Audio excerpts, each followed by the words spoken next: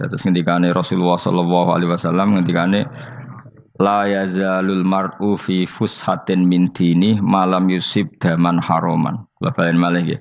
La yazalul mar'u fi fushatin min dini malam yusib daman haroman. Seseorang itu boleh serilek-rileknya dalam beragama asal dia tidak punya masa lalu mengalirkan darah yang terhormat. Gamane cara Jawa ora tau mateni wong, nggih ora tau mateni wong, ora tau mateni wong mukmin utawa ora oleh mateni wong sing muahad atau musta'man. Ya ada aturannya lah. Jadi kalau sampean urip ora tau mateni wong iku wis cara beragama iku rileks karena fifus satin mintin. Nah tentu mateni itu ada banyak sebab, diantaranya fatwa yang ekstrim. Sehingga ulama dulu itu senang guyon sampai keterusan saiki. Jadi kabeh wong alim khase sering guyon karena memang menghindari omongan penting. Kenapa? Karena sekali omongan penting ini kadang yu'addi ilal fatwa bitaqatul. Takutnya fatwa itu ekstrim, kemudian saling apa? Saling bunuh. Sehingga masyhur itu ada pepatah bahwa statement ulama atau kolamul ulama, penanya ulama itu ahaddu minas sayf, lebih tajam ketimbang apa? Pedang, karena bisa menimbulkan macam-macam. Sehingga dulu banyak ulama kalau bab jinayat itu sudah tidak mau baca bab jinayat. Jinayat itu karena ya takutnya fatwanya itu ekstrim. Ada beda zaman Nabi. Zaman Nabi itu kan enak ya. Sing Kanjeng Nabi mesti bener ya. Musuhnya Abu Jahal CS mesti salah ya. Tukaran saiki wis gak seru. Tukaran duit gue repot. Masih aku musuh sampean ini soalnya bener sampean. Wong ora tau urip ora tau seneng mbok musuhi ku piye ngono dadi. Kan gak penak. Jajal misalnya kiai itu karena mbek santri, wong mesti kan normalnya bela kiai ini, mergo luwih alim luwih bener. Tapi kan cara pandang lah iya sing bener kok mau ngalah kan. Iso wae sing disalahno pangeran iku sing saiki wong tuwa tukaran mbek anak, kira-kira wong nyalahno sapa? Nyalahno wong tuane apa anake? Cara kowe dadi hakim. Wong tua kok wani anak, kualat ngono yo ya lucu. Mestine kan anak kok wani wong. Tapi wong tua kok wani anak, wong tua model opo? Terus anak wani wong tua ya anak model opo? Ya model milenial model-model. Tapi potensinya itu sama-sama salah. Sehingga ulama itu mulai dulu itu menghindari ngendikan penting itu menghindari karena ya tadi takut fatwa itu. Saya ulang lagi ya, jadi seseorang itu selonggar-longgarnya dalam beragama asal tidak pernah membunuh. Tidak membunuh darah yang seharusnya tidak terbunuh. Terus kalau masalah ibadah itu Allah ngambilnya sholat. Awwaluma yuhasabu bil mar'un apa? As-sholat. Pertama yang dihisab itu sholat. Jika sholatnya lolos, maka hisab yang lainnya apa? Ringan. Gempon ngoten. Terus ada hisab-hisab yang di kula waca mungkin sampean iso ngantisipasi hisab. Nah, jadilah tazulu qadama Adam atau qadama ibni Adam yaumal qiyamah hatta yus'ala an arba'in. Pertama ditanyakan dari sifat mudanya, dihabiskan untuk apa, umurnya untuk apa, hartanya dari mana, setelah mendapat untuk apa. Terus wa an ilmihi madza amila bihi, terakhir setelah mendapat ilmu itu apa yang dia perbuat. Mulane ada orang tok ilmu dadi ra ditakoki wae pangeran ora apa takoki. Ilmu iso nglakoni, mboten gadah ilmu ya Gusti. Terus serepet sampeyan. Dunya mboten gadah dunya. Lha apa ning dunya nggih ngentosi mati sing mon-mon niku aman apa? Sebab itu orang fakir itu masuk surga lebih cepat timbang orang kaya kacek pinten 500 tahun ketakoki. Dia apa mboten gadah napa-napa. Iso ngaji mboten. Jadi gak perlu pertanggungjawaban mereka napa sekacau kan. Nah, sementing kalau terangno ngeten ya. Niki penting rungokno. Mahsyar iku maknane iku nggon giringan. Terus kiai kuno maknane bayangno nggon mahsyar iku maknane tempat dihalonya semua manusia. Terus mauqif itu tempat diberhentikan, napa tempat diberhentikan. Terus di situ Anda innahum mas'ulun, mereka semuanya ditanya, dihisab. Semuanya dihisab. Terus ngendikane Kanjeng Nabi, hasibu anfusakum qabla an tuhasabu. Menghisablah diri kamu sekarang sebelum kalian semua dihisab. Sehingga potensi kita ini umat Islam utamanya sing tahu ngaji-ngaji ini, sampean semua dihisab ini kemungkinannya kecil. Karena ketika kowe ning donya sampean sedanteni kan biasa wis donga Rabbana zulamna anfusana. Jadi ya Allah, saya ini benar-benar mendolimi diri kita sendiri. Karena tujuannya hisab itu taubeh. Taubeh itu mempermalukan mereka di depan umum. Saya ulang lagi ya. Jadi semua hisab itu taubihan, mempermalukan mereka di depan umum bahwa mereka orang yang buruk. Sementara kamu di dunia sudah sering ngaku orang buruk. Selain ya wis rawong akeh. Maksud ini kan cerita. Jadi kayak ngakuin apa Rabbana zalamna anfusana. Sehingga ngendikane Kanjeng Nabi sebuti hasibu anfusakum qabla antu hasabu. Menghisaplah diri kamu sendiri sebelum nanti kamu benar-benar dihisap. Sehingga umatnya Rasulullah itu kemungkinan kena hisap itu kecil sekali. Karena tadi sudah terbiasa menghisap dirinya sendiri. Apalagi kita, kata Rasulullah, saya dikasih hadiah yang para nabi sebelum saya enggak dikasih hadiah itu. Apa itu? 5 hal itu. Di antaranya apa? Kata Rasulullah, wa utitu khawatima suratil Baqarah. Saya dikasih terakhir-terakhirnya surat Baqarah. Di surat Baqarah itu umatnya Nabi dapat bonus dan ini luar biasa. Yaitu ayat Rabbana la tu'akhidna inna sina wa akhtana. Ya Allah, jangan hisab kami, jangan beri sanksi kami, jangan azab kami kalau suatu saat kita lupa atau salah. SP nak kue urung salah, padahal mesti salah. Rai-rai ini gak mesti salah. Wes gawe perjanjian mbek pangeran Gusti. Ndamel perjanjian dong, apa? Setiap saat saya salah langsung sepuro. Mohon mboten usah istighfar malih pun niku niku. Terus deal, pokoke deal ini. Lah itu ngendikane Kanjeng Nabi senyum-senyum senenge ra karuan. Dan setiap itu dibaca oleh umatku, Allah sudah jawab qala na'am. Jadi Rabbana la tu'akhifna inna sina aw akhtana. Terus qala Allah menjawab na'am. Terus Rabbana wa la tahmil alaina isron kama hamaltahu 'alal ladzina min qablina. Nabi Muhammad jawab, Allah menjawab na'am. Sampai terakhir wa'fu anna, Allah jawab na'am. Kemudian para kiai itu punya kiat supaya umatnya itu hafal itu. Terus jadi bahan tahlil itu masalah ya. Faminhum ya faminhum. Sing tahlil ya ora paham, sing kritik ya ora paham. Alhamdulillah itu mesti padha-padha ra kena hisab. Mergo padha-padha ora napa? Paham. Jadi ora ono barokah kaya goblok wis barokah tenan. Mergo sing lakoni ya ora paham, sing kritik ora paham. Jadi kalimat yang di akhir surat Baqarah itu adalah termasuk hadiahnya Rasulullah yang tidak diberikan pada Nabi sebelumnya. Ini apa ini? Utitu khawatima suratil Baqarah. Saya dikasih akhir surat Baqarah. Gini ku setiap doanya umat Nabi Allah jawab napa? Naam. Jadi ya Allah la tu'akhidna, jangan kasih sanksi kita inna sina au akhtana. Allah jawab naam. Itu satu. Terus kedua, umatnya Nabi itu kalau dosa itu tidak perlu prosedurnya harus istighfar. Banyak amalan yang menjadikan diampuni. Misalnya kafaratul majlis itu lafadznya agak istighfar. Subhanakallahumma bihamdik misalnya. Dan banyak imatatul adza anit thoriq. Misalnya Nabi pernah cerita ada seseorang yang nakal, kemudian gara-gara menyingkirkan duri di jalan yang ganggu orang lewat, kemudian Allah memaafkan. Ada yang dimaafkan karena ngombeni anjing, macam-macam lah. Kemudian ngombeni santri, macam-macam. Sehingga potensi kita dimaafkan itu tinggi sekali karena ada sekian amal yang itu menjadi sebab ridhanya Allah Taala. Malah kalau dalam dunia wali itu ada seorang wali mau ngarang kitab, kemudian tintanya itu diminum lalat, dia membiarkan tinta itu sampai lalatnya sampai kenyang, kemudian gara-gara itu dimaafkan oleh Allah Subhanahu Wa Taala. Banyak sekali. Sehingga potensi kita dimaafkan tinggi. Terus turu sudah ada orang rasani wong enggak macam-macam lah. Iku ya insyaallah di sepuro pangeran. Dadi ana wali mergo kakean apa?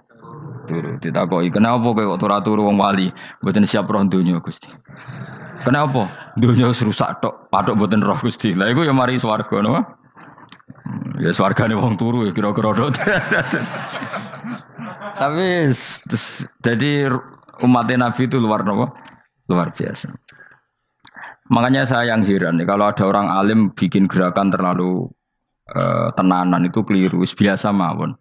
Turu ku ya ibadah, wae agar gak zina, gak maling, wae agar gak nglakoni dosa gedhe ini sanggep bae napa? ibadah. Karena tadi Rabbana la tu'akhidna in nasina wa akhtana. Terus Allah jawab na'am. Sehingga kiai-kiai itu takut orang itu lupa terus dimodifikasi sedemikian rupa jadi wiridan. Tapi alhamdulillah kok banyak yang kritik. Jadi ya biar seimbang, no? Seimbang apa ya alam demokrasi. Jadi kalau lagi kecewa ambek sing kritik, mereka insya Allah rapati paham masalah usul ini. Karena satu-satunya cara supaya orang paham tuh pancen yo dijak latihan bareng-bareng. Gak ngono wis malah ra paham blas. Ya tapi tadi ya semua itu resiko. Zaman Nabi Sugeng ana ibadah sunat dilakoni terus, Nabi yo duka, kuwatire dianggap wajib. Tapi nek ora dilakoni blas Nabi yo duka, wong sunat ora tau dilakoni. Jadi sudah alhamdulillah sekarang ana sing ngritik, ana sing setuju biar seimbang no. Wong padha ora paham wae napa? Padha paham. Padahal makna ayat itu luar biasa. Rabbana la tu'akhidna in nasina wa akhtana. Terus kedua, Rabbana wala tahmil alaina isran kama hamaltahu alal ladina min qablina. Ya Allah, jangan beri beban kami sebagaimana Engkau memberi beban kepada orang sebelum kami. Dulu itu kalau ada orang yang salah, itu harus dibunuh oleh orang yang tidak salah. Liyaqtulal bari'u minkum al-mujrima. Supaya yang tidak salah membunuh yang salah. Sehingga ketika umatnya Nabi Musa menyembah anak sapi, ijel itu, apa kata Allah? Fatubu ila bari'ikum faqtulu anfusakum. Kamu syaratnya tobat harus saling membunuh, yaitu orang yang terbebas dari dosa itu membunuh yang tidak dosa. Masyhur itu. Terus Allah mengirimkan mendung yang pekat, terus gelap. Ketika gelap itu yang al-bari yang enggak dosa mengeksekusi yang dosa. Sekarang kan enggak, paling tangkap KPK. Berarti penjara mulai juga sisa korupsi jake. Jadi penak lah pokoknya zaman akhir itu penak. Pemenang saya KPK ini mulai disoal, jadi aman lah. Sebuah sing bener di aja nih ya sing bener ya pangeran. Misalnya rasa KPK lah nak takwa ya rasa korupsi. Kalau KPK dilemahkan nanti yang korupsi marah. Lah masih orang KPK lah nak di pangeran kan ya aman karena korupsi. Kowe ku aneh-aneh wae. Kowe ku wong mukmin kok bakas ngono. Kowe sementing iku nak kowe wedi pangeran kan ra usah polisi, ra usah KPK wis tetep ra usah dosa wong wedine mbek pangeran. Nah, kecuali ra usah pangeran ateis, lha iku masalah. Ya, tapi kan omongan ini gak populer, padahal bener. Nah, aneh.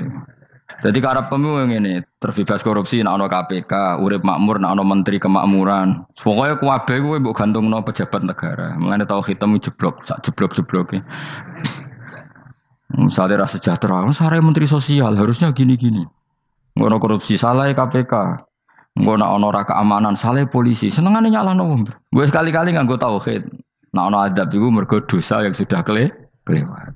Ya tapi kan gak mungkin ngomong bernegara gitu. Tapi atas nama iman bahasa kita seperti itu. Kalau atas nama bernegara emang kita butuh polisi, butuh tentara, butuh KPK. Tapi atas nama iman ya tadi. Kalau kita diberi sanksi Allah itu rata-rata dari bima qaddamat yadaka itu pasti ada salah yang pernah Anda lakukan. Ya, tapi sudahlah ini zaman sudah seperti ini. Sanut ya, anut umumnya wong akeh. Kalau terang namanya masalah hisab ya. Hasibu anfusakum qabla antu hasabu. Kamu menghisaplah diri kamu sebelum kamu dihisab. Misalnya saya sebagai ulama, tentu hisab terberat saya itu kitmanul ilmi, menyembunyikan apa? Ilmu. Karena ilmu kalau disembunyikan tuh bahaya sekali. Bayangkan di alam fisik. Misalnya ada orang berkebutuhan pada kemaksiatan, terus di situ ditulis bar, karaoke misalnya. Orang bisa ke sana karena ada tulisannya, ada WA-nya, ada alamatnya. Kemudian ketika Anda bisa Fathul Qorib, tidak ada tulisannya. Harusnya Anda juga nulis ahli Fathul Qorib, ahli Fathul Mu'in, nah, atau ahli Jaljalut, tulis saja. Ahli Primbon. Enggak apa-apa, tulis saja. Penerus Ronggo Warsito, tulis saja. Zaman gendeng, ada melok gendeng, keduman, tulis saja. Tapi barokahnya tulisan itu kan orang bisa tahu. Makanya kenapa banyak orang sufi yang sudah menyembunyikan diri, wanaknya nakal-nakal. Karena dia disalahkan Allah, karena menyembunyikan ilmu. Saya itu orang yang senang tertutup, kecuali masalah ilmu. Saya mau mengajar terbuka seperti ini. Karena tadi, awal dari dikenalinya kemakrufan adalah dimaklumatkan. Awal dari dikenalinya keburukan juga karena maklumatkan. Betapa celakanya kalau kemungkaran dimaklumatkan sementara kebenaran tidak dimaklumatkan. Makanya Mbah Mun itu sampai berfatwa, Mbah Mun guru saya itu. Nak ono masjid ra ono menawarane Mbah Mun duka. Masjid kok ora ono menarane, wajib ono. Dulu saya iskal, kenapa menara jadi wajib? Tapi setelah saya tambah angan-angan, secara fikih jelas tidak wajib. Tapi coba bayangkan, misalnya ada bar lampunya tinggi, orang dari jauh tahu itu bar, sehingga kalau mau maksiat misalnya ingin ke sana. Sekarang misalnya masjid gak ono menarane, ada orang ingin sholat, ono masjid tahu ora. Tapi baru kayak ada menaranya kan, tahu. Intinya semua kebaikan itu harus dimanarohkan. Makanya manaroh itu dari kata nur, dimenarakan, dari kata nur, dari kata dicahayakan, dimaklumatkan. Sehingga mulai dulu lama itu meskipun humul itu menyembunyikan diri. Tapi kalau masalah ilmu mereka membuka diri. Loh, coba kalau misalnya ngaji seperti saya ini, saya tidak terang-terangan jadi orang alim. Sebetulnya nggak baik. Kalau kamu ujub, sombong, aku orang alim itu tidak baik. Tapi kalau kita kan tidak karena ujub tadi, harus memaklumatkan. Coba berapa bapak-bapak yang tertolong nyari bidan ketika istrinya hamil. Gara-gara tulisan karena yang nolong itu. Bidan. Ya kan? Dokter gigi. Atau kalau enggak dokter, ya ahli gigi. Ahli gigi itu yang dipasang tanpa medis itu. Tidak kamu menjadi tahu karena apa coba? Tulisan.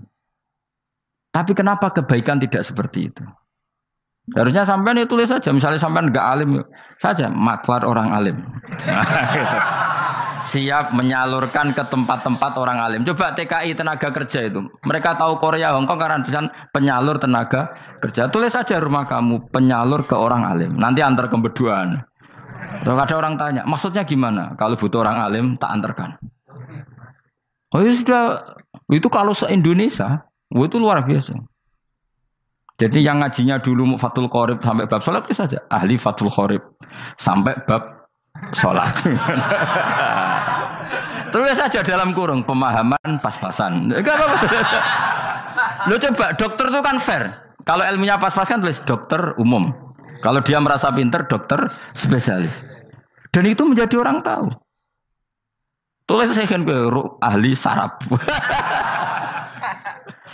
Nah, lo buatan guyon itu betul. Makanya saya ini termasuk orang yang menyembunyikan diri. Tapi kalau bab ilmu enggak.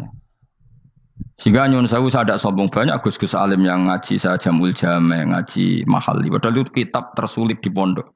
Tapi gara-gara saya sering cerita, saya pernah ngaji Jamul Jame sama Mbah Mun. Saya pernah mentakriri kitab ini, kitab ini.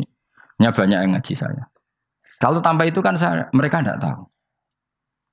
Ya sama nggak apa-apa kalau menyaingi saya. Tulis saja di rumah kamu ahli Jamul Jame. Barang diparani ahli apa? Ahli jilid. Maksudnya kalau kitab kamu rusak bawa sini. Ya enggak apa-apa.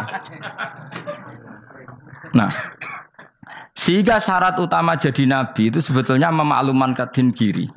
Ya saya ulang lagi. Pertama nabi jadi nabi syaratnya apa? Memaklumatkan diri. Sehingga pertama beliau jadi nabi naik gunung Sofa, kemudian ya maksara Quraisyin halummu ilayya, wahai orang Quraisy ke sini. Terus Nabi mulai manggil satu-satu, ya Bani Abdi Amanaf ke sini, ya Bani Fihir ke sini. Terus saya ini adalah An-Nadhirul Mubin. Saya sekarang diangkat jadi nabi. Terus Abu Lahab marah-marah, tabban laka ya Muhammad alihada jama'tana. Muhammad kamu itu orang sial, kita enak-enakan tidur gara-gara kamu manggil kita datang, ternyata hanya untuk urusan seperti ini. Makanya terus ada tabat yada abi labi watab. Tapi yang iman kemudian tanya, Muhammad kalau kamu setelah jadi nabi, misinya apa? Saya diutus Allah untuk kamu menyembah Allah, tidak boleh menyekutukan Allah. Dan Allah memerintahkan kamu afaf. Afaf itu meninggalkan zina, meninggalkan maling, gini-gini. Coba kalau Nabi tidak memaklumatkan diri. Jadi Nabi sekelunak-kelunus. Ketemu wong monggo nggih. Ada tembu dia nggih. Sengerti nak Nabi ku sapa?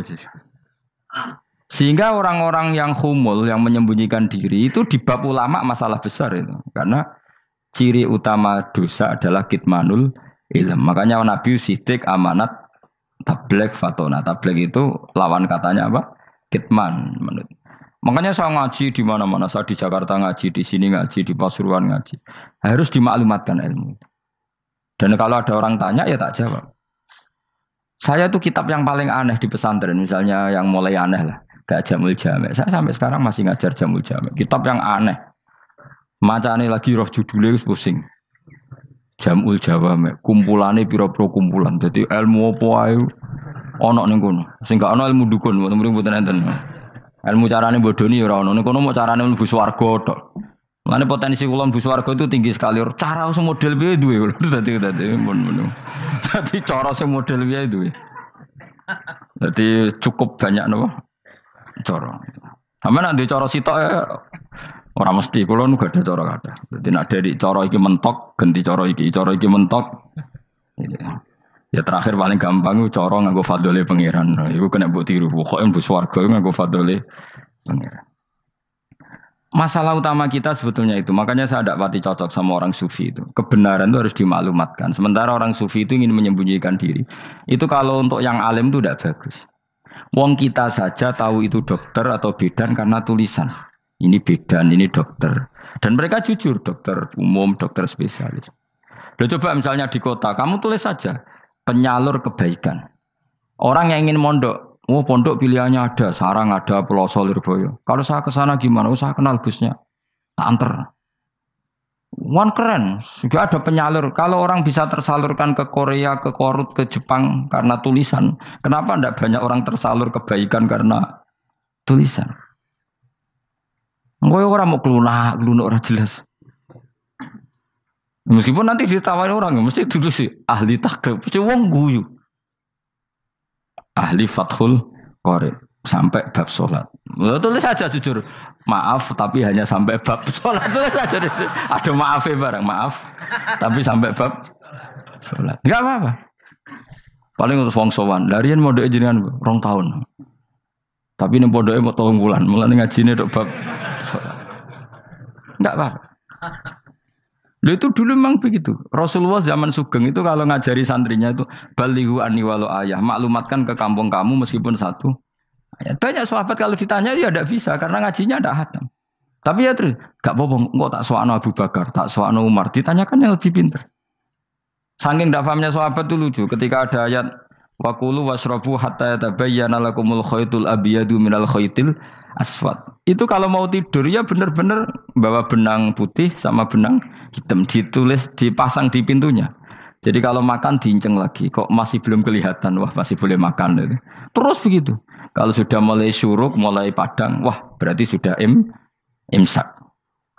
Jadi karena makanlah dan minumlah sampai benang hitam terbedakan dari benang putih. Artinya kalau malam kan dulu kan nggak ada listrik, nggak ada lampu, berarti kalau benar-benar masih malam nggak terlihat, berarti masih boleh makan. Nanti terus dilihat gitu.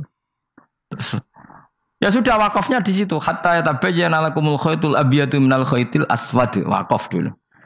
Terus akhirnya Kanjeng Nabi itu piye kok umatku jadi masangi benang.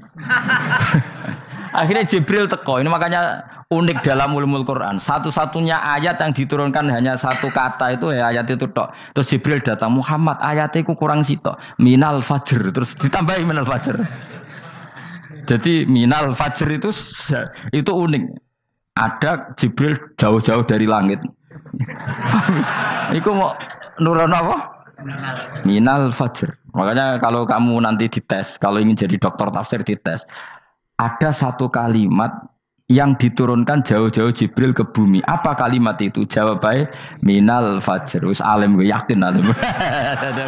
Memang ikut tak? Masa itu? Mergo gara-gara sahabat itu terus masangi apa? Benang ngincang.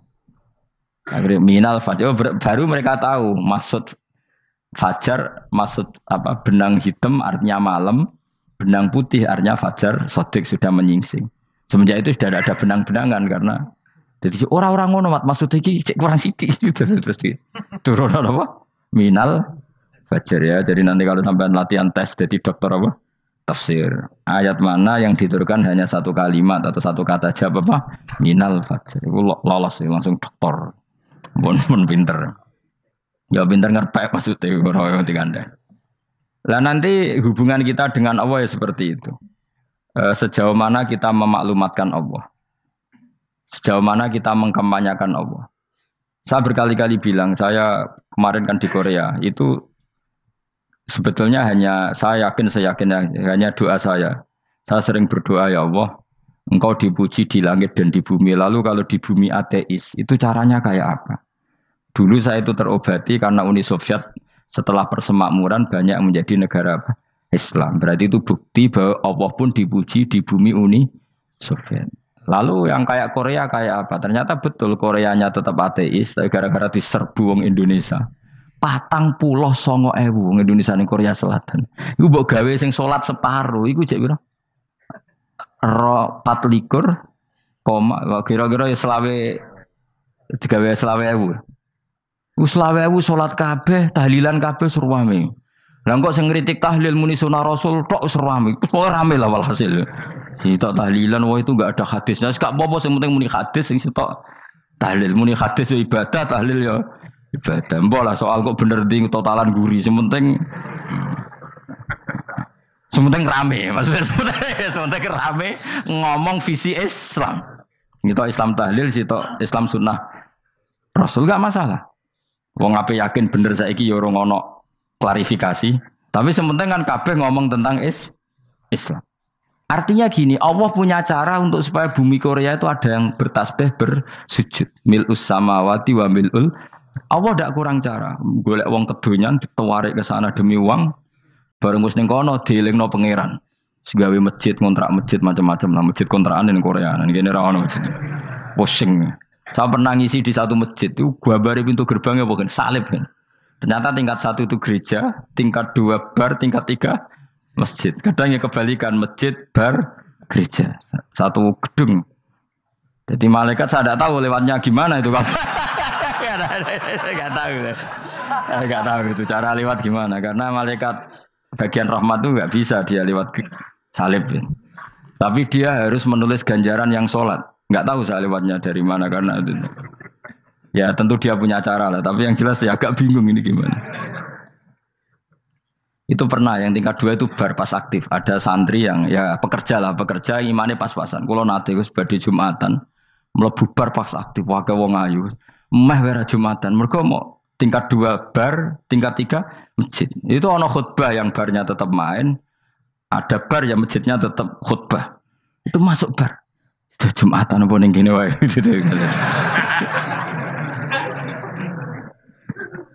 Akhirnya ya di situ beberapa menit terus ada komat Jumatan.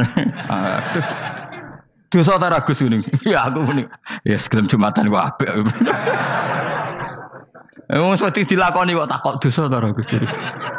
Oh raimu kadung lakoni kok takok. Artinya gini, Allah punya cara untuk menyebarkan Islam di Korea. Sama seperti Allah punya cara untuk menyebarkan Islam apa di Indonesia. Dulu orang Gujarat, Punjab, ya sejarah ini menurut saya ya tetap sebagiannya benar. Meskipun tidak seluruhnya benarnya sejarah Islam masuk Indonesia rata-rata orang kan menulis pedagang Gujarat, India ke Indonesia dagang karena mereka mukmin akhirnya juga menyebarkan apa? Islam. Itu jelas nyata. Meskipun tidak semuanya seperti itu karena ada yang dibawa Yusuf Baros itu yang muridnya Sayyidina Ali. Terus juga ada yang dibawa beberapa habaib dari Yaman langsung ke Indonesia kayak yang di daerah Tuban itu kan langsung habib-habib dari Samarkand langsung ke mana? Tuban. Makanya saya bilang sejarah itu semuanya benar karena memang variasi masuknya Islam di Indonesia itu banyak. Jadi itu enggak masalah. Sampean niru sing kedonyan mawon sing luwih gampang napa? Lho nggih to, kayak Jakarta itu kan kota kayak gitu, baru kayak wong kedonyan orang ke Jakarta semua. Gara-gara tahu mondok pedutan tadi ahli Fathul Qorib tadi yang sampai bab salat, terus bikin masjid. Iku coba takoki faraid terang ora iso. Pemene takoki muamalah terang ora iso, tapi nak trimo carane salat sing batal apa ngentut roh. Aduh. Ilmune kok roh nak nganti bab iku jek roh. Sing batal salat apa jek roh ngentut nyekel wong wedok jek roh. Tapi mbok aja takoki sing detail apa? Cara mengenali kiblat dengan hisab ya marosdil kiblat wis ora ngara iso. Atok nganggo komputer delok. Nganggo jam, nganggo kompas. Padahal ana ilmune ya marosdil apa? Kiblat. Di bulan tertentu, hari tertentu itu nanti matahari tepat di atas Ka'bah. Ora ngara iso nek ngono niku ora ngara iso. Ya saya ulang lagi ya. Jadi kesalahan kita adalah kebenaran itu kita sembunyikan. Padahal awal dikenalnya Islam itu lewat i'lam. Fasda bima tu'maru. Kebenaran harus dimaklumkan. Tapi problemnya Islam Indonesia tuh kadang humul tuh bangga. Nggak dikenal orang itu bangga gini-gini. Oke lah, kalau yang nggak, saya sendiri ya suka humul. Sampai sekarang saya suka humul. Saya sampai sekarang nggak suka tamu. Bukan karena benci tamu, ribet. Maksud saya kalau sowan kiai ya ngaji saja, ora usah sowan. Oh ribet. Lah lucu kan, seneng Gus Bak jare wong alim. Terus senenge mau sowan tok ngaji ra gelem iku piye karepe? Wong kok aneh. Iku berarti kalau karo kowe seneng dokter, di konsultasi obat ra gelem tapi ngajak jagongan. Dok, jenengan tiyang pundi? Jenengan manggen dalam mriki mulai tahun pinten?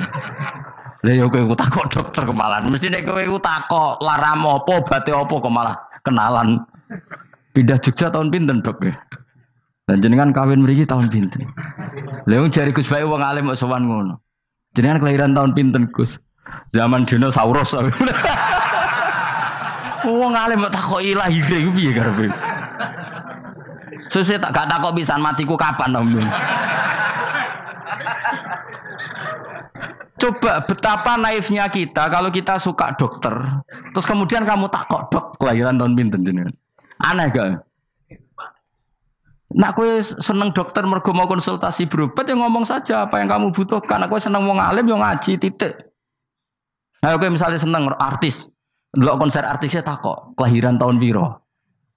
Gak penting, penting artis ayu mbok delok seneng, wis sudah gitu aja. Ora wong alim yo ngono, ngaji seneng. Ini kadang wong Jawa lucu, seneng wong alim sowan terus takok-takok. Aneh, iku dudu obat ngono, yakin. Maksudnya bu sing profesional, maksudnya sing rontok bener sidik lah, jadi wong coba bener nemen-nemen gak mungkin wis pokoknya bener sidik-sidik. Makanya kemarin ngaji apa Nasoihul Ibad kan gitu, mujalah satu ulama artinya apa? Fi majlisil ilm ketika ngaji. Ora kok mujalah satu ulama utawa sowan matekno wong ini tuh. Kulo termasuk kiai yang kampanye ini. Soalnya termasuk kiai terkenal tapi sing tamu kulo rapati kathah. Kuwi jaga masyaallah tenan wis. Muga-muga rodok tobat sithik-sithik maksudnya. Maksudnya ya sudah lah. Ya tadi hubungan wong alim ya sudah ngaji. Kalau hubungan sama dokter ya tanya konsultasi apa? Medis. Kan lebih enak. Nah, hubungan mbek dukun wis takok wis. Mbah niki menyangking pundi. Kok jenengan dermemel nglafadzno apa sing kalimate sing jelas kena apa nak dermemel mandi nak jelas kok ora mandi ku piye takono aku yo guru pun mbek dukun wong kalimate ra jelas kok mandi nak jelas gak mandi kok nak jelas kita bodoh ini ayo guru mantra iku mesti gak wae rungokno tenanan kalimate terus ra jelas dukun-dukun dulu. Ya kok mandi, nak jelas malah mandine tenan ora ya ora. Ya saya ulang lagi ya. Jadi sebab itu di Quran sering ada kata i'lamu, kenalilah, ketahuilah. Jadi awal dari agama ini adalah harus tahu. Maka menyangkut harus tahu ini lalu Allah bikin media. Media itu apa saja. Tapi lalu kita bisa berdebat tentang media, itu yang kita tidak tahu nanti hisabnya di depan Allah Subhanahu wa taala. Saya sampai sekarang itu nggak tahu, nggak pernah bilang halal, nggak pernah bilang haram. Misalnya gini ya buat ini dengerin ya. Di Korea ini sering teman-teman cerita. Ada beberapa majikan yang baik sama umat Islam, yang bekerja Muslim. Itu kalau dipamiti sholat kan, Pak majikan saya mau sholat.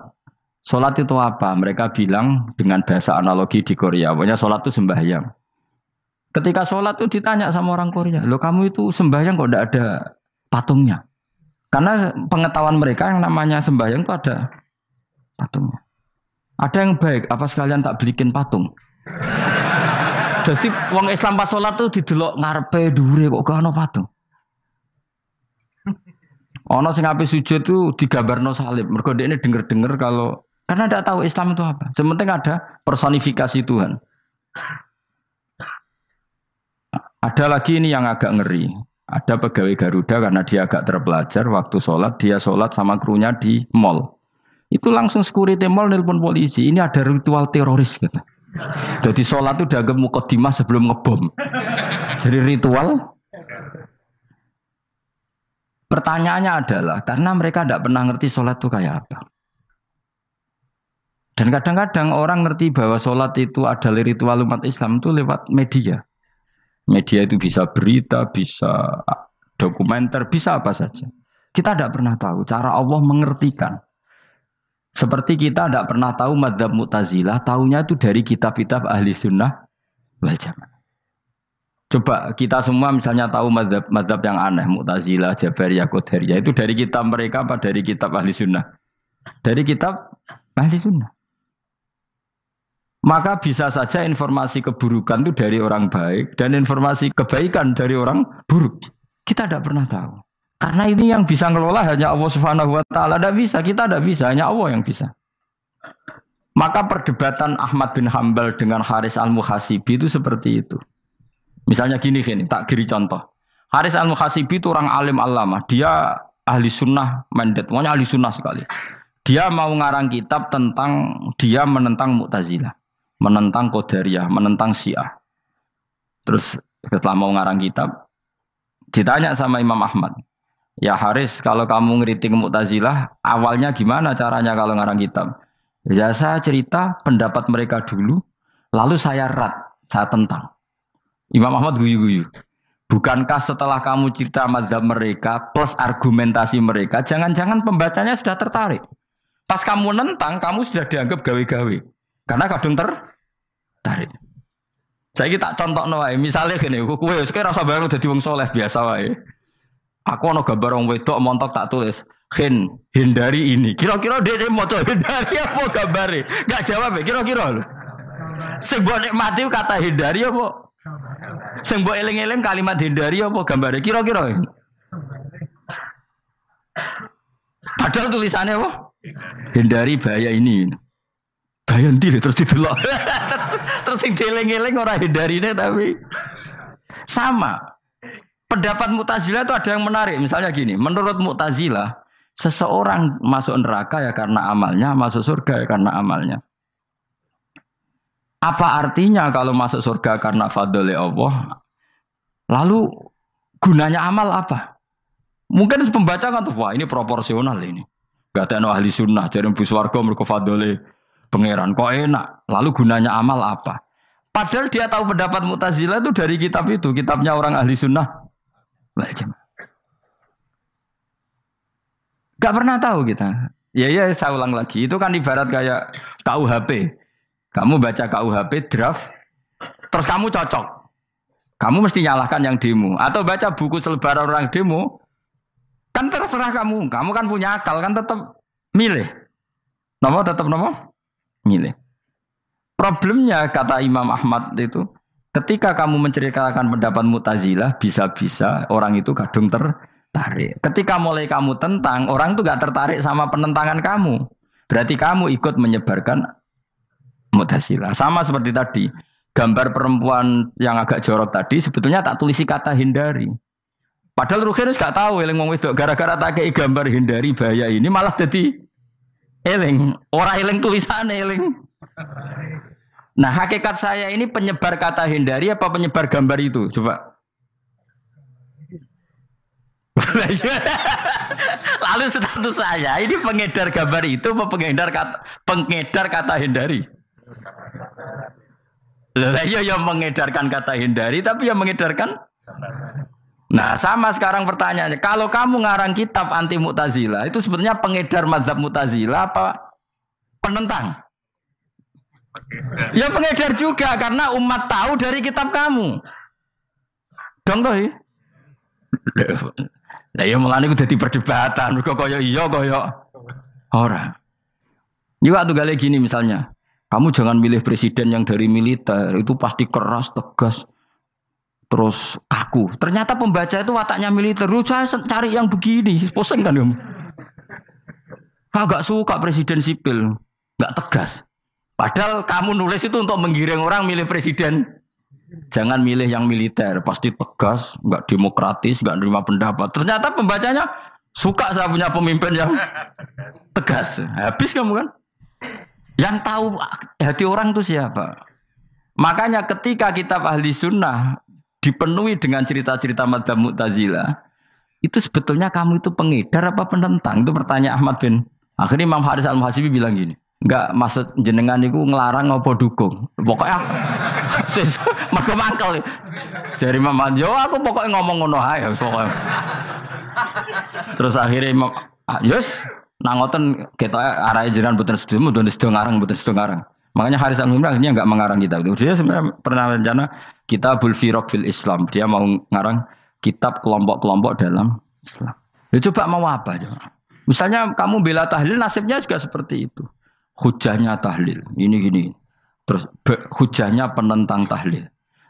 Yang bisa mengendalikan pikiran pembaca siapa? Ternyata dia tertarik sama pikiran penentang. Lucunya yang menceritakan kamu, pengagum tahlil. Kan tidak pernah tahu. Mana nak dari ceritanya Mbah Mun itu lucu. Mbah Mun itu mondok Lirboyo. Itu di Bandar Kidul akeh wong ayu. Itu dulu mbah-mbahnya Mbah Mun itu ada yang suka orang sana sampai nikah orang sana juga pulang ke sarang. Itu di antara mbah-mbahnya Mbah Mun. Suka perempuan sana terus nikah sana enggak pernah pulang ke sarang. Nah, Mbah Mun itu lahir dari adiknya, pokoknya dari keluarga, dari saudara yang enggak pernah pulang dari Bandar. Diwasiati mun nak mondok ojo geman dolan ning Bandar Kidul. Akeh wong ayu. Akhirnya malah penasaran. Justru kalimat itu yang menjadikan maksudnya aku ajune nganti sepi kok nganti mbahku katut kan malah akhirnya penasaran. Lare kata Mbah Mun tak angen-angen bener Imam Ahmad bin Hambal. Maksudnya itu kalimat itu pancen ribet. Kalimat itu ribet pancen. Coba milih mana coba? Jong ojo geman moro pasar opo lah nang daerah kono. Ono opo? Bahaya kan. Gara-gara kamu melafatkan itu malah orang penasaran. Di sana ada bareng delok ning kono ya nak terus mulai tak ora. Nah, makanya pertanyaannya, pengarang buku juga kena hisab karena sebetulnya apa yang dia tentang orang lain menjadi tahu karena ceritanya dia. Coba kamu ngarang kitab saja yang anti Syiah atau anti Mu'tazilah atau anti Murji'ah atau anti otoritarian, mesti pembaca itu nggak bisa kamu kendalikan. Nah, itu juga rawan hisab. Makanya berat. Pokoknya walatus aluna yauma idzin anin naim. Semua itu nanti dimintai tanggung jawab oleh Allah Subhanahu wa Ta'ala. Karena kita tidak pernah tahu. Akhirnya Haris Al-Muhasibi gak ngarang kitab. Imam Ahmad itu tidak punya karangan kecuali riwayat Musnad Ahmad bin Hanbal. Kalau ada 14 juz. Dia tidak punya karangan. Ketika ditanya, saya takut membuat hal baru dalam Islam. Karena karangan itu kan mesti melogikakan hukum. Sementara Allah tuh kadang nggak butuh dijustifikasi seperti itu. Jadi cara kitab usul fikih ini sama tak bedai. Mungkin nggak Allah menyuruh kamu ngangkat gunung Merapi tanpa alat? Nggak, jawab saja. Latihan pinter. Mungkin nggak Allah menyuruh kamu disuruh ngangkat gunung Merapi? Mungkin nggak? Mungkin apa enggak? Nah, itu ulama usul fikih berdebat. Ada mengatakan tidak mungkin. Karena Allah tidak akan memerintahkan sesuatu yang tidak dimampui mukhatab, yang tidak dimampui manusia. Masuk akal. Kaul kedua mengatakan mungkin. Butuhe Allah iku mau wong muni yo tok nurut. Senajan to gak mungkin. Ayo Hen, Gunung Merapi angkat Hen. Nggih Gusti, siap. Langsung melayu mara. Kuwi Allah wis seneng wah nurute cek iki. Tapi ya kemungkinan cek goblok ora takok sik. Kita kan tidak pernah tahu, makanya ulama ini debat. Kira-kira nak Hen Gunung Merapi angkat. Potensinya kan dua, kue langsung melayu apa ngangkat. Potensinya kan kok goblok kayak ngono rata kok. Bicarane kok. Tapi ya mungkin dilembek pangeran. Cek nuruti, ora paham-paham lah melayu. Ki milih ndi? Status sing ngene iki nurut apa goblok? Jawab, nurut apa goblok? Ya nurut goblok. Ya aja ngono lho. Kita ndak pernah tahu. Mulane tetap pada akhirnya kita itu wain adri. Kita tidak pernah tahu. Tapi kita tahu bahwa semua ada hikmahnya. Makanya kadang orang alim itu bilang saya alim, kadang bilang saya tidak tahu. Maksudnya kita tahu Allah memerintahkan pasti ada hikmahnya, tapi kita tidak tahu maksudnya apa. Ya sudah seperti ini. Akhirnya dunia ya sudah seperti ini. Ya kadang ngerti, kadang nggak ngerti. Ya sudah biasa ya. Kalau kita tak tahu sesuk isih urip to ora. Iki jawab ya. Munir roh iku nyatane yo koyo roh. Munir roh yo ora roh nak mati. Mulane sudah. Kadang takoki sesuk iku jeng yo ziarah nggih, Mbah. Tapi kadang wa alam, Mbah, insyaallah. Ya karena memang ya enggak pernah tahu. Karena apa ya? Wis ra kena diterangno. Lane kula niku gak ada kitab-kitab perdebatan ulama, nak gejol-gejolkan ngoten niku. Saya ulang lagi ya. Kalau kamu mengarang kitab menentang pendapat Mu'tazilah, itu artinya kamu menceritakan pendapat Mu'tazilah, lalu menyebarkan kesalahan mereka. Pertanyaannya, pembaca pertama kali tahu pendapat Mu'tazilah gara-gara cerita kamu. Itu sama. Pembaca tahu gambar perempuan gara-gara edaran kamu. Meskipun kamu menulis hindari, tapi kan menjadi tahu. Kamu berarti penyebar kata hindari apa penyebar gambar? Apa penyebar kata hindari? Itu ibarat kayak gini, ada anak kecil baru umur SMP kamu nak hindari narkoba. Bentuknya kayak ini loh nak.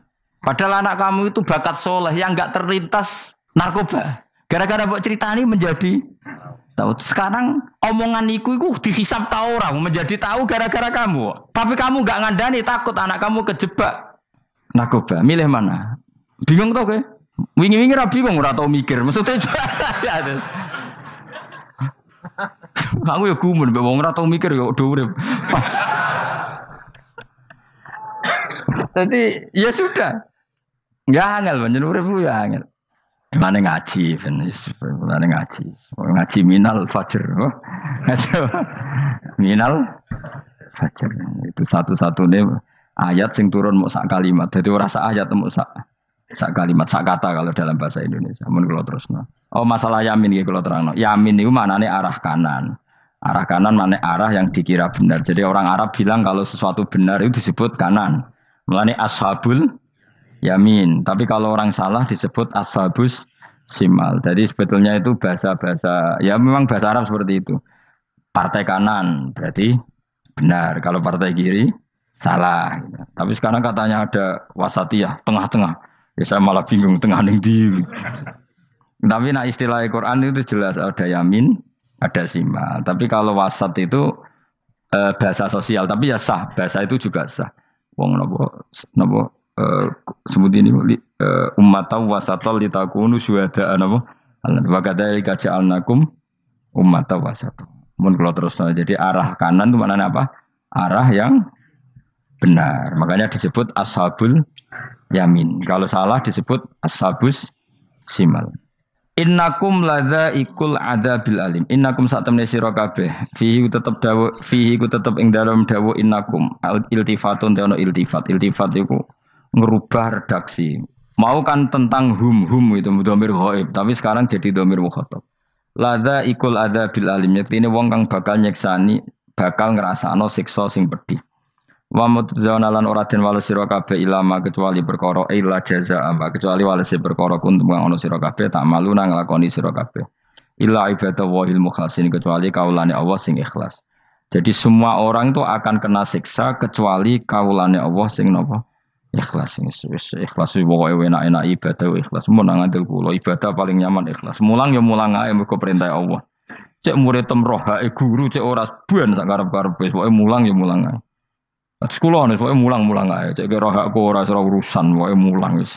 Boleh ridane Allah, ben sebenarnya akhirat rakakan hisab ribet mikir manusia ribet. Pemane mikir hak-hakmu ribet. Turuti ora tau warah, serepot kabeh. Ben bonus, dunya ben bonus. Nah dhewe mesti dianggep ae urip sedina-sedina. Sing ngomong bayangno urip suwi kuwi sapa? Wa amali akhiratika ka annaka tamutu hodan. Lan kula nak di 200.000 tak anggap wage. Urip nganti sesuk dhuwit 200.000 cak aki. Lah kowe bayangno dhuwit akeh, bayangno urip nganti 60 tahun. Sing ngongkon bayangno ngono iku ya sapa? Jelas Nabi dawuh wa amal li akhiratika kana katamu tuhutan. Kamu ngamal untuk akhirat seakan-akan mati be. Jadi misalnya aku digedingi wong sak menaki, digedingi mok sewengi enteng sesuk wis mati wae. Jebule cek urip. Ya anggap ae cek sesuk. Kan mok sedina-sedina ngitunge apa? Mulane anggere ana panitia ngundang aku pengajian ku pusing. Aja mbok undang saiki aku mari bingung. Pokoke nek sesuk acara bengi aku kandhani.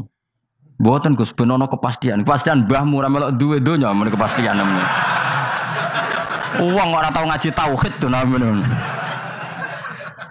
Aku pas, ya coba 2 bulan lagi disuruh bilang iya ben ana kepas. Sing iso ngatur donya sapa? Akhirnya tapi ini benar kepastian mbahmu manusa sing iso nontonno sapa. Pokoke nek acarane Senin, aku kandhani malam Senin, aku ono ya iso wae lunga. Gampang kan? Tapi kan jantungan. Akhirnya golek kiai serep. Alhamdulillah ras itu.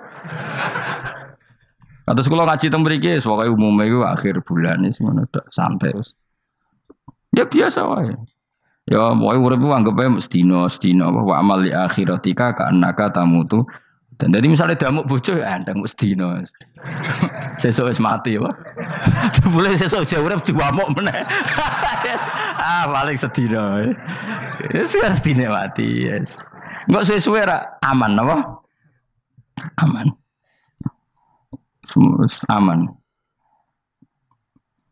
Wani urip ngono. Jadi daftar wali, tahu tuh warai ngono ora. Ikhlas ki ngoten carane ki salat ben nyaman. Ngendikane Rasulullah, "Sholli ka annaka sholatu muwaddi'in." Kowe nek pengen salat ikhlas, anggap bae iku salat sing terakhir dan kenangan terbaik kamu di dunia adalah tahu salat, tahu sujud. Juga salat tuh happy. Ya Allah ini sujud saat terakhir, ini rukuk saat terakhir. Seneng dadi salat. Salat kok ora. Sewante, enggak salat meneh. Sewante akhirnya awur-awuran. Mulane kira dadi wali-wali aku. Krasa Kang, nek dadi wali ku ngono ambune. Kita ora ngono ambune semboyo. Maksudnya aku ora usah wali-wali papan atas, sing ringan-ringan ae, sementing ku bener.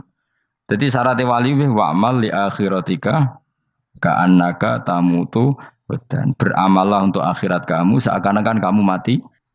Jadi kayak di masalah berat ya enteng. Wong urip mau napa? Sedina. Apa meneh aku luwih wali meneh, ora nganti sesuk malah. Setiap saat aku iso mati. Berarti nek di masalah kan lep sedilu. Cuma masalah kowe permanen, bar mati tambah neraka. Lha kok aja sampe. Malah selawase. Lawas. Mulane masalah ning donya tok, ora usah sampe tok akhirat. Ojo. Nah, gue kan repot nggak jajah gue. Seakan-akan mati besok. Pertanyaannya apa setelah mati gak ada masalah?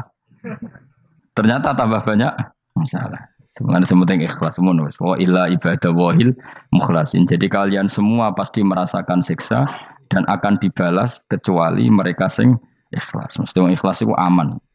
Illa ibadah wahil mukhlasin kecuali kawulane Allah sing napa Suma ja'alna minal mukhlisin ya. Mungkin kalau jenengan sedanten termasuk yang sing napa ikhlas. Pokoke dilatih. Nara dilatih dipaksa. Pokoke luwatih paksa. Nggih Gus pokoke paksa. Paksa supaya sampean ikhlas. Ya wau misalnya kowe ngandalo pejabat ya mati. Nak mati ora kuat. Sing kuat namung Allah Subhanahu wa taala. Jadi sehingga terlatih. Nah, bagaimana mungkin saya bisa hidup tanpa komunitas nasional, ya kamu yakini aja komunitas itu bisa saja mati atau benci kamu atau perubahan sistem. Ya kayak dhisik misalnya wong duwe wartel iku koyo sugih toko wartel. Bareng ono HP gitu tuntas. Dulu misalnya wong duwe telepon rumah iku koyo sugih ono HP ya tuntas. Jadi perubahan-perubahan ini menjadikan kita tidak percaya terhadap dunia ini. Mesti ora iktimat, ora tetanggenan mbek dunia ini. Yang enggak pernah berubah hanya Allah Subhanahu wa ta'ala. Misalnya ngono, kowe sayang anak, iso wae anakmu sampeyan gedeng kowe aja katut bojo. Kowe sayang tangga iso wae gedeng kowe. Utawa ana perubahan sistem sing dadekno kowe ra urip ning kono, misale kowe ndonga muga-muga disenengi wong bidukan, jebule kowe ditakdir urip di daerah lah. Enggak pernah tahu. Sing mesti abadi namung Allah Subhanahu wa ta'ala. Semulane illa ibadah wahil mukhlasin. Kecuali kaula-kaulane Allah sing mengikhlaskan amal hanya krana Allah Subhanahu wa ta'ala. Ayil mukminina tegese pira-pira mukmin. Utai dawe ki istisna mungkotion kang terputus. Dzikra jazaohum. Utawa ngene, dzikru jazaihim utawi nutur piwalese para al-mukhlisin fi qouli ta'ala ulaika lahum rizqum ma'lum. Ulaika te mungkon-mungkon sing ikhlas lahum tetep kedhe ulaika fil jannah rizqun utawi rezeki maklumun kang wis ditentokno bukrotan ing lembek besok wa asyan waktu sore. Rupane rezeki apa fawakihu iku pira-pira buah-buahan badalun dadi badal au bayanun utawa menjelasno di rezeki maring rezeki. Bahwa tekang aran fakihah utawa wa utawi arizku ngrupa fawakih ma perkara. Yuk kalu kang den pangan apa mata lagi dan krana enak-enakan lali hifdzi sihatin. Ora kok krana jaga kesehatan. Jadi ning swarga iku mok sifate pakanane mung go enak-enakan tok, ora ana makanan pokok. Mergo makanan pokok, kue mangan beras ning Indonesia kan gue ketahanan fisik. Sementara di surga tidak perlu ketahanan karena dijamin fisik kamu abadi. Paham ya? Saya ulang lagi ya. Kalau di dunia kan kue butuh mangan pokok supaya mempertahankan fisik. Karena fisik kamu rawan rusak kalau tidak makan makanan pokok. Sementara di surga fisik kamu tidak mungkin rusak sehingga tidak perlu makanan sing pokok. Kabeh sifatnya makanan mau gue enak-enakan tok. Ora perlu lali hifdi sihaten, ora perlu gue jaga kesehatan. Mergo li anna ahlal jannati krana sak temene penduduk swarga iku mustaghnuna semugih kabeh an hifdhiya saking jaga sihah bi khalqi atsadihim sebab gawe jasad ahli swarga digawe lil abadi krana selawase lawas. Jadi kamane di surga kamu tidak perlu mikir obat, tidak perlu mikir pakanan yang menguatkan karena fisik kamu sudah didesain abadi. Jadi butuh makan itu hanya menunjukkan untuk kenikmatan. Jadi kamane ada semuanya itu demi kenikmatan, tidak demi menjaga ketahanan. Karena tubuh kita pasti sudah tahan karena didesain lil abad untuk selawase lawas. Wahum haluti ahlul jannah iku mukramun den mulyakno kabeh bisabillahi taala kelan ganjarane Allah taala. Maksudnya kelan ganjaran sing diaturno oleh Allah Subhanahu wa taala. Fi jannatin ing dalem swarga kang penuh nikmat. Ala sururin ing atase pira-pira napa bayang utawa pira-pira napa singgasana mutaqabilin hale adep-adepan kabeh. Layar ora ningali sapa ba'dun sebagian wong akeh kofa ba'din ing citoke sebagian sing liya. Jadi kamane ahli swarga iku ora ana wong ngungkur-ungkuran lho. Dadi semua kalau ketemu madhep ora kaya ning Jawa. Nek ora cocok mungkur. Iku ning donya, nek ning akhirat wis kabeh ketemu wani madhep. Artinya wani madhep enggak ada masalah. Cara wong Jawa kan ngoten. Wong iku diutang aku, nek ketemu ora madhep. Wong iku tau bodoni aku, nek ketemu ora madhep. Di Jawa itu kan bahasa itu sudah benar. Orang itu punya utang saya sehingga kalau ketemu saya tidak berani tatapmu muka. Nah di surga itu kalau ketemu berani tatap muka artinya apa? Antar mereka tidak ada masalah sama sekali. Yutafu dan iderno atau diidarno alaihi mengatasi ahlul jannah ya ala kul dan saben-saben suci minhum sangi ahlul jannah apa bikasin kelawan gelas. Wa ta'al kasu alina iku ada bisa robi klan ono isine minumane kasu. Min mainin saking arak sing seger. Min khamrin tegese arak ya jadi kang lumaku opo ikhla khomer ala wajil ardi ing atase bumi jabani bumi kan haril mak kaya dene sungene banyu. Dadi arak diharamno ning donya mergo soben dihalalno ning akhirat. Dadi malah ana ancaman sing ngombe arak ning donya ora bakal ngombe teng napa akhirat ya kecuali kalau mau tobat. Bedoa terputih asad tegese banget apane badan putih minal laban dibanding susu. Ladatin terenak eladi dah tegese enak li syaribin kudu sing ngombe. Bi khilam bi khamri dunya kelan beberitane arak dunya fa inna khamrat dunya iku karihatun iku ora nyenengno ing dasurbi nalikane dinombe. La fiha ora ana iku tetep ing dalem khamrah. Haulun utawi dadekno mabuk ma tegese perkara yahtalu kang iso ngilangno apa mauku lahum ing akale wong akeh. Arak-arak di akhirat nanti itu tidak arak yang memabukkan. Walahum lan ora ana te ahlul jannah anda sange arak yunzafuna iku didadekno mabuk sapa ngake fathiza wa kasra minna sabasyarif wa anzafa yaskaruna tegese dadi mabuk sapa ngake utawa yusiruna dadi mabuk sapa ngake bi khilafi khamri dunya hal berbedane arak dunya. Jadi mereka ngombe arak tapi tidak mabuk. Mereka punya bidadari banyak tapi ora selingkuh ora darani zina. Mulane ning donya ora usah zina sampeyan ning akhirat ana widadari akeh. Wayu ora usah bayarno. Wis ayu ora cerewet ora njaluk blonjo supaya penak lah. Ning donya serapati ayu njaluk blonjo ngomel aduh ribet. Mesti bojomu ora bojoku. Wa indahum qasil. Tapi ngalami kabeh ora apa-apa sunnatullah napa? Ben seru menapa? Tapi sepi lho. Omah esuk-esuk ora ono ngamuk sepi. Tapi angen-angen ya bener. Ben napa? Omah iku hidup. Omah iku napa? Wa indahum qasiratut tarfiin. Wa indahum lan iku ana ing sanding ahlul jannah qasiratut tarfi utawi bidadari sing pandangane iku terbatas. Manane habisatul ayun tegese muk membatasi pemandangan ala azwajina ing atase bojone bidadari. Dadi ning swarga bojomu ayu enggak pernah memandang cowok lain. Gak kepikiran delok wong liya. Ora usah mbok takono. Nek ning donya piye Gus? Takono dhewe kowe takon.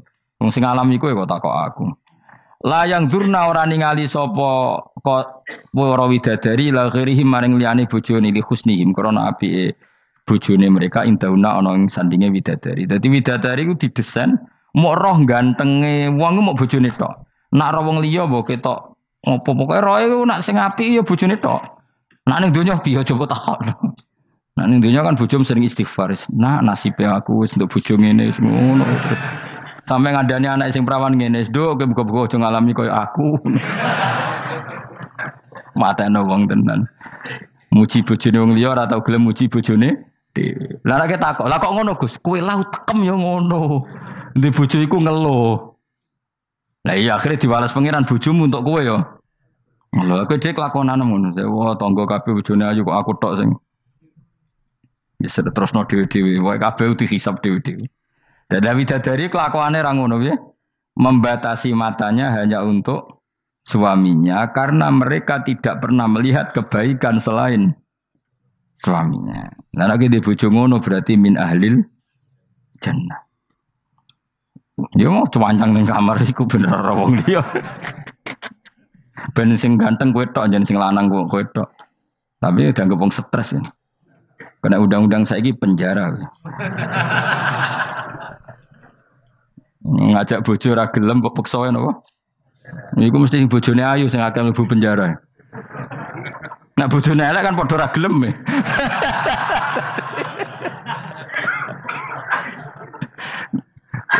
Bapak uga ada kiai. Kiai ini lucu, kanca akrabe bapak. Dari cara apa? Cara kancane bapak ngono. Ana wong bojone elek, iku sok ben hisabe gedhe. Lah kena apa iki? Lah anak ora tahajud salahno pangeran, wis bojo elek kok ora duha, ora tahajud. Nak bojo maju nu pantes, ora tahajud perkara kelon. Wis elek ora tahajud e opo wae. Dadi kiai iku memperberat hukum. Dadi cara kiai iku wong kok bojone elek, iku sok ben disalahno pangeran. Kenapa kira tahajud? Nggih ngantuk Gus. Lah kowe bojomu elek kok ora tahajud, dane nak bojomu ayo malah ora tau tahajud. Mulane pangeran gambaro nabi sempurna. Nabi ku nak tahajud. Iku Aisyah turu ning ngarepe. Aisyah ku wahyu prawan turu ning ngarepe. Iku tetep diterusno tahajude. Jajal kowe di bojo wahyu, apa tahajud terus bojomu gelem kira-kira mbok terusno to? Milih ndi? Bojomu elek ora tau tahajud, mau kelon apa meneh bojomu. Kanjeng Nabi gambarane iku pe salat. Aisyah turu ning ngarepe, iku diterusno salat. Sampai Aisyah kecewa, piye wong iku malah tahajud terus sih. Masyhur ngene hadis-hadis. Aku ora ngarah, kowe kebayang. Di bojo ayu ape tahajud, pas bojo apian. Lah aku parah meneh wis bojone elek. Kelon ra gelem mergo elek, tahajud ra gelem mergo ngantuk, gak di prestasi. Lafit ora donya ora akhirat. Wis parah wis. Marah ini ngene iku marah ini. Jebule dongane kebanteran, ya Allah, meskipun di dunia aku di bojo elek, kula nyuwun bidadari sing ayu teng akhirat, bojomu tangi telabrak. Serau sangono rasa ndonga iso kok ya Allah. Kabeh ana gentine Gusti. Tapi bahasane aja jelas ya Allah. Kabeh ana apa? Aku bojomu ngamuk. Apa Mas maksude? Yo, maksude ra biasa wae. Mulane kula nek ana imam ndongakno ngono iku ora mentolo. Imam salat jenazah, jane donga iku ora usah banter-banter. Lha donga kok ngene, misale Ruhin mati, iku nak dongane ngene, ya Allah wa abdilhu zaujan khairan min zauji wa daran min dari. Itu nak diterjemah bojomu ngamuk lho. Ya Allah kasih dia istri yang lebih baik ketimbang istri yang sekarang. Wa daran khairan min dari, kasih dia rumah yang lebih baik timbang rumah yang. Tapi alhamdulillah dora faham yo. Amin. Amin. Padahal doa itu sangat menyinggung loh. Ya, isi ada apal donga iku. Iku aja terusno, maksudnya iku. Nah, wong mati kan dongane diantar ya Allahumma pokoke wa abdilhu zaujan khairan min zauji wa daron. Itu nak diterjemahkan. Gusti niki mawon teng donya di bojo ngeten niki teng donya mawon. Genti nggih Gusti teng akhirat. Kan artine ngono. Apa wa abdilhu digenti tambah Gusti kok. Tukar tambah maksudnya Gusti.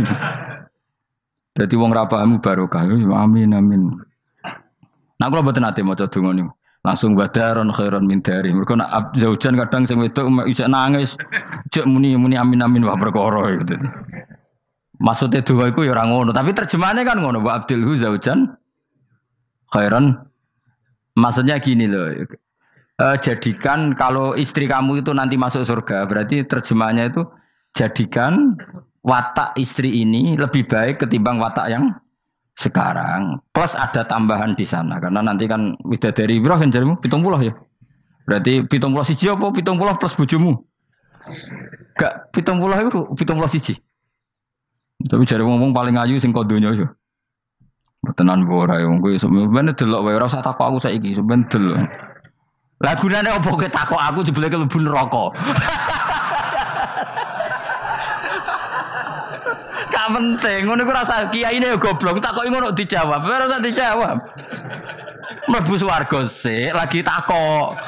Lah nek kono bantah nek sing swarga ora usah takok. Lah iya padha iku mlebu neraka gunane opo ora iku? Ya ora usah takok ya. Pokoke kok ning swarga ketemu, ya Gus bener jebule jenengan ngono. Gampang kan? Ya tapi aku aja padha mosok santrine entuk 70 ki ini 70 ya ora. Tetep aku ora trimo, jumlahe padha ya ora trimo. Kadar ayune padha ya ora trimo. Tetep mbek pangeran ya tetep beda tetep. Padha-padha numpak pesawat ya tetep beda kelas e sembrono iku. Tetep beda. Nontor apik mripate dihamul ayun terus mripate iku gedhe hisanuha tegese jembare ayun. Dadi nak wong Arab bayangno wong ayu iku ya mripate gak sipit. Ya pancen ya tenan, kowe ro wong ayu Arab be ayu Cina tetep ayu Arab. Mergo ayu Arab hasil napa inun dihamul ayun mripate gedhe. Sa ayu-ayune wong sipit be ayune wong ya cek wae saiki. Sale ayune wong Uzbek be ayune wong Cina, kowe milih ndi? Uzbek senajan to ngono mbok pilih ya ora gelem pokoke. Wong ngongkon milih wae. Milih ndi kan? Ayune Uzbek be Cina. Uzbek, tapi sing mbok pilih ora gelem. Ya milih wae saya apa? Oh milih. Maksudnya itu tenan bener pangeran pokoknya ayu sing kelas standar sing dihamul ayun. Kaana guna koyok-koyok seduhune bidadari filau niku bedun niku endok maksudnya ninuam kedue burung unta maknun kan tersimpan. Mastunun disimpan biraisihi kelawan utorisihi kelawan apa sayape utawa iku lho sing bulune ikilah anuam. Maksudnya koyok endok putih sing terselip utawa tertutupi oleh bulu. Maksudnya indah. Ya wong ayu transparan ambek rontok kena kere iku seru sing rontok kena kere ngono lho. Pokoke ngono. Wis kowe milih wae senajan turun kesampaian pokoke milih saiki wae. La yasilu ora tumeka ilahi maring ikila apa ayun utawa maring ikila ainihinna apa hubarun apa bletuk. Walau nuhu wa wa albayatu fi sufratin wa ahsanu ing dalam agak-agak kekuningan ahsanu alwani nisa iku luwe apik-apike warnane wong wedok. Pokoke ora usah takok, sembene lakoni. Faqbala mengko madhep sapa ba'dum sebagiane ahlul jannah. Ba'du ahlil jannah tegese sebagiane ahli swarga madhep ala ba'din ing atase sebagian yata sauna hale saling takok sapa ahlul jannah. Amma sing perkara maro kang wis liwat apa mabihim kan ahlul jannah fid dunya ing dalem dunya. Iki kula terusno Mas ora iso dilereni. Niki kan critane ngeten iki. Wong ahli swarga niku nek ning swarga niku takok kanca bisnise ning donya.